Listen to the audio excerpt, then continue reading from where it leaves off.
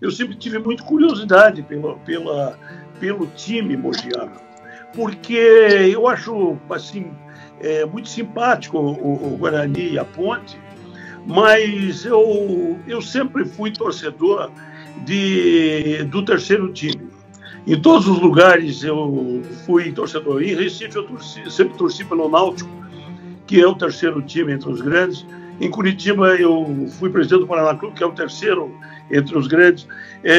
Essa coisa. Em Minas eu tenho mais simpatias pelo América do que pelo Cruzeiro, do que pelo Atlético. Então eu sempre fui um torcedor de terceiro time. E sempre achei a história do Mogiana muito, muito interessante, assim, muito curiosa, né?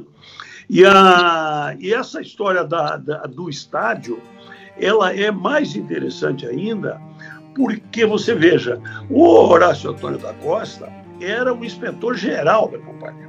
E, na época, o cargo de inspetor-geral significava o cargo de auditor. Ele era o sujeito que fazia o controle das contas. Ele que examinava as contas da companhia, da Mogiana.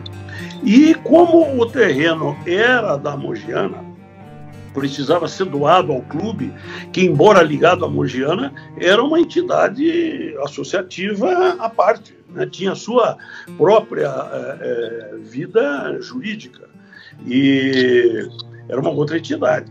Então, não era uma coisa fácil. E eles conseguiram convencer o Horácio Antônio da Costa de que aquela era uma causa que merecia, né, a atenção dele. Isso em 1940. Quer dizer, você veja, uma coisa assim, naquela época, os caras irem lá e dizerem para ele: ó, nós queremos construir um estádio naquele terreno, podia ser muita pretensão. Mas como eram colegas de ferrovia, ele acabou dando um jeito, né, de fazer aquilo. Conseguiu aprovar com o conselho, a assembleia da companhia e tal, aquela doação. E foi um acontecimento, que ele continuou sendo um estádio de porte até a inauguração do estádio da Ponte, né, Moisés Lucarelli. E depois é que o Guarani ampliou o Brinco de Ouro e tal. Mas ele merecia um destino melhor. Os times ferroviários dependeram muito desse tipo de boa vontade, desse tipo de visão voltada ao desenvolvimento do futebol e ao lazer dos seus próprios colegas, né? Porque era assim, a Estrada de Ferro é a grande motora do desenvolvimento do futebol no interior.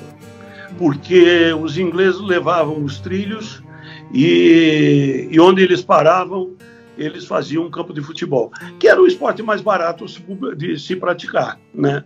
Eles já usavam aquelas botinas, então levavam uma bola, faziam duas traves de pedaço de árvore e danavam a jogar bola. E ali ficava um embrião, e aquilo foi fazendo surgir uma série de clubes. Os times ferroviários não poderiam ter acabado como terminaram, né?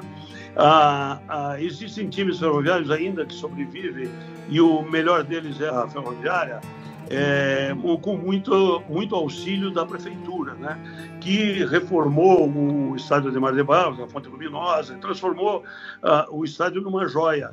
Mas nós vemos aí que a grande parte dos times desapareceu. Eu gostava muito do Estrada de Ferro de Sorocaba, porque na minha infância eu ouvia muito a Rádio Bandeirantes. E a Rádio Bandeirantes dava, no domingo, o plantão esportivo, trazia os resultados dos jogos das divisões da segunda, terceira divisão de São Paulo. Então, era uma coisa assim deliciosa você ouvir.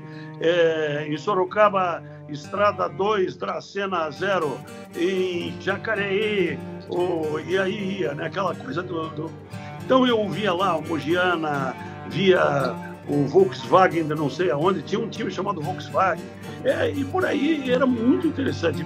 E vinha assim, primeira divisão, segunda divisão, terceira divisão. Então, é uma pena que os times tenham terminado. Ainda temos o Noroeste como um símbolo também, mas não mais na primeira divisão. O América, que é um time ferroviário muito mal, né? E a Ferroviária ainda defende as cores dos times das ferrovias. E eu lamento profundamente que o perfil de desenvolvimento econômico seguido pelo Brasil não tenha sido o mesmo da Europa, dos Estados Unidos ou da Índia, né? E da China, que foram modelos de desenvolvimento baseados nas ferrovias. Nós aqui cometemos um absurdo, nós acabamos com as nossas ferrovias.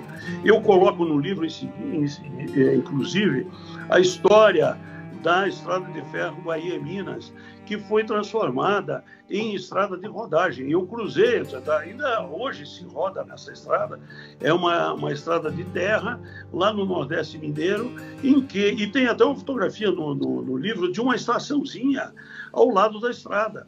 Quer dizer, o Brasil tirou os trilhos e manteve o leito da estrada de ferro como leito de rodovia. Uma coisa se prestava para uma coisa e não se prestava para outra coisa, mas aqui no Brasil, como as coisas se misturam, acabou sendo isso. Nós acabamos com as ferrovias para o transporte do desenvolvimento de passageiros e depois, claro, tem aí algumas ferrovias transportando carga e passageiros muito poucos, né? É uma pena, nós jogamos fora esse patrimônio que nós tínhamos. Fazer o quê?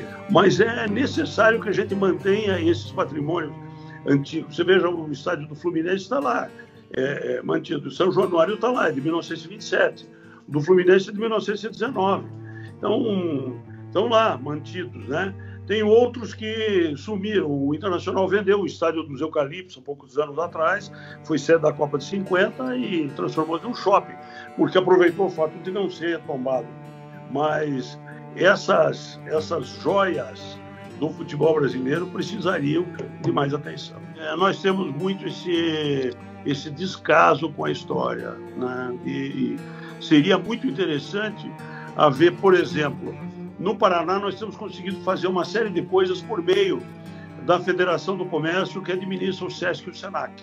Então, a Federação do Comércio, que é dirigida hoje pelo vice-governador do Estado, aliás, ela vem sendo dirigida há tempos por ele e ele se tornou vice-governador agora em 2018, né?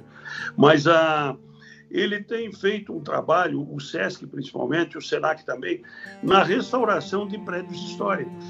Eu tenho certeza que se o Serecamp estivesse localizado no Paraná, haveria uma forma do governo do Estado ceder por alguns anos, por 25 anos, para uma entidade como o SESC fazer, restaurar e utilizar aquilo para uso da população, né? Em São Paulo, por exemplo, o SESI é um grande patrocinador de time de basquete, de time de vôlei, principalmente, né? E poderia fazer isso. Seria uma coisa fantástica, né? Então, é uma questão de mobilizar as lideranças do setor empresarial. É por aí que vai sair. Setor governamental não vai sair nada. Fique certo disso. Nós temos certeza de que não funciona. Mas o setor empresarial funciona. E o setor empresarial convencendo o setor governamental, as coisas andam. Mas eu gostaria muito de ver o Serecamp restaurado, até para que, de alguma maneira, um dia você conseguisse fazer um jogo de camisas do Mogiana e a gente fazer um jogo comemorativo do Mogiana contra o Estrada de Ferro Sorocabana, por exemplo.